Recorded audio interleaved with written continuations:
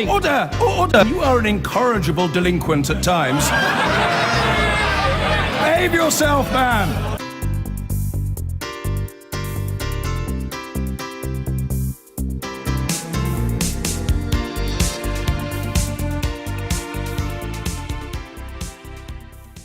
Now, an establishment stitch-up. That was Labour's verdict on today's announcement by the Home Secretary that there would be no inquiry into clashes between South Yorkshire police and striking miners at Orgreave in 1984.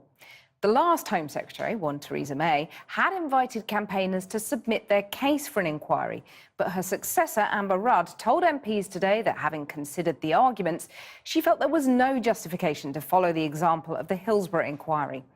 Our senior Home Affairs correspondent, Simon Israel, reports. There was expectation they would get something after years of campaigning. But in the end, the Home Secretary decreed there were no more lessons to be learned 32 years on from Orgreave. I have concluded that there is no case for either a statutory inquiry or an independent review. We've just worked so hard for 4 years now and driven this to the top of the political agenda, and it is just so deeply disappointing not to get anything at all. The 18th of June 1984 was a day few in South Yorkshire can ever forget. The first cavalry charge came a few minutes later, and it clearly worried the pickets. The battle for the coking plant became the symbol for the miners' resistance. Campaigners argue they have never had a proper account of what took place.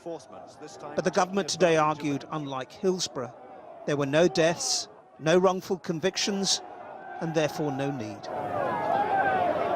Aren't we right in concluding that the establishment stitch-up that she has just announced today is nothing more than a nakedly political act? No, the right honourable gentleman is entirely wrong. But it's the campaigners who feel they've been wronged and misled. Get in here and see what they're doing. And that what happened in these scenes was a travesty of justice. Mounted police went in, scattering the pickets right across the field. Well, I personally am absolutely devastated and dismayed. I cannot believe it.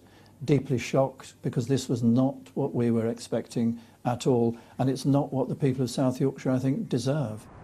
There are now plans to open up the South Yorkshire Police Archives. Some feel there's an urgent need for public confidence to be restored in a force under siege from the fallout of Hillsborough, Rotherham grooming and the Cliff Richard case. But today, there was no lifeline from the government. Simon Israel reporting there.